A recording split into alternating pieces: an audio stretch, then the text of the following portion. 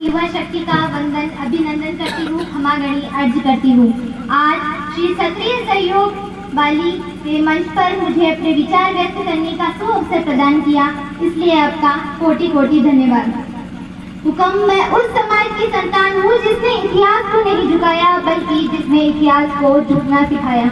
पूछा जाता है राजपूत कौन है? राजपूत वो नहीं जो सिर्फ नाम लिखे, राजपूत वो है जो अन्याय होने पर सबसे पहले खड़ा हो और आखिरी तक डटा रहे। महाराणा प्रताप, पृथ्वीराज चौहान, वीर दुर्गादास राठौर और रानी पद्मिनी, इन सब ने हमें एक ही संदेश दिया है कि स्वाभिमान से बड़ा कोई मुकाम नहीं होता। हुक्म ये राजपूत समाज वह समाज रहा है जो अपनी शौर्य और अपनी वीरता के लिए जाना जाता रहा है। ये राजपूत समाज वह समाज रहा है जो अपनी त्याग और अपने बलिदान के लिए जाना जाता है। मैं अगर आजादी से पहले की बात करूं कि जिस प्रकार से हमारी क्षत्राणियों ने, जिस प्रकार से हमारी माताओं ने अपने रक्त से हमारे समाज को सिंचित किया है और हमारे समाज को एक नई ताकत, एक नई ऊर्जा और एक नई दिशा प्रदान की है।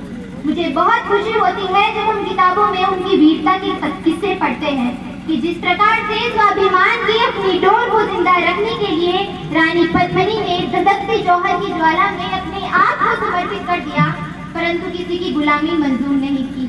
आज का युवा वर्ग जो इस इंटरनेट और मोबाइल के युग में अपनी दिशा से भटक रहे हैं, उन युवाओं को मैं राजस्थान के वीर वीरांगनाओं के बारे में कुछ पंक्तियों में बताना चाहूंगी कि परम प्रतापी मेवाड़ी माटी का गौरव गान सुनो, परम प्रतापी मेवाड़ी माटी का गौरव गान सुनो, समर भूमि में अड़ा खड़ा लन्नाओं का सम्मान सुनो, सुनो प्रतिज्ञा की परिपाटी यत्नों का परिणाम सुनो, बलिवेदी पर पृथक लड़ा वो भीषण रण संग्राम सुनो, सुनो कि कैसे लड़ जाते हैं हम सम्मान बचाने को, कि सुनो कि कैसे लड़ जाते हैं हम सम्मान बचाने को, क्षण भर भी न विलंबित होता अग्नि मध्य जल जाने को, नारी दल चल पड़ता है अभिमान पुण्य लौटाने को, खिलजी विलजी मुंह की खाते प्रतिबिंबों तक आने को, सुनो कि कैसे मेवाड़ी सूरज का तेज बचाया है, सुनो कि कैसे बलिदानों ने निज सम्मान बढ़ाया है, सुनो कि कैसे रूप सलोना अग्नि कुंड तक आया है, सुनो कि कैसे ज्वाला ने स्वयं ज्वाला को अपनाया है,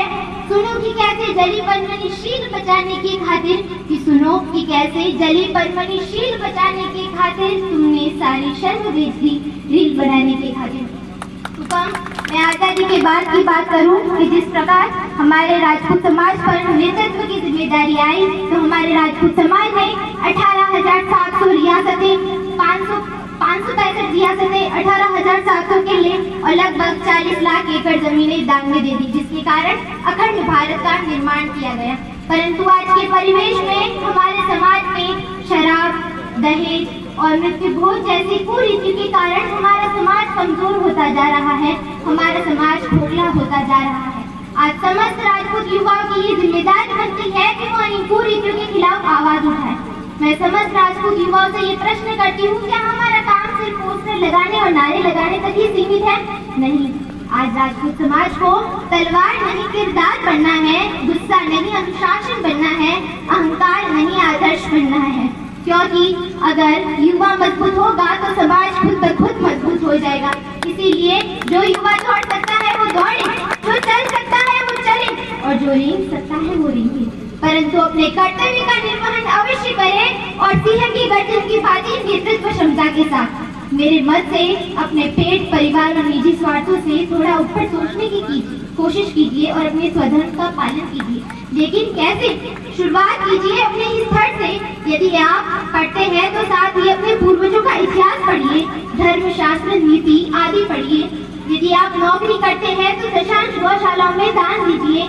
यदि आप व्यापारी हैं और नौकरी दिलाने में सक्षम हैं तो अपने ही समाज के आर्थिक रूप से कमजोर वर्ग के लोगों को रोजगार दीजिए और अपने समाज का एकता पूर्वक नेतृत्व कीजिए और सबसे महत्वपूर्ण क्षत्रिय संस्कारों की रक्षा कीजिए और सनातन संस्कृति के अनुकूल रहिए। क्यों? क्योंकि श्री राम और श्री कृष्ण के जाने के बाद भी हम नहीं मिटे, महाराणा प्रताप और पृथ्वीराज के जाने के बाद भी हम नहीं मिटे, हजारों जुंजारों के बाद भी हम जिंदा है, हजारों सदियों के बाद भी हम जिंदा हैं। ऐसे हजारों सालों में एक के बाद एक हजारों महापुरुष इस कौम में पैदा हुए और चले गए, परंतु इस कौम का स्वरूप आज भी जिंदा है। हम जिंदा है क्योंकि हमारी संस्कृति जिंदा है, हम जिंदा है क्योंकि हमारी परंपराएं जिंदा है। अंत में मैं अपनी वाणी को यहीं पर विराम देना चाहूंगी। धन्यवाद। जय हिंद।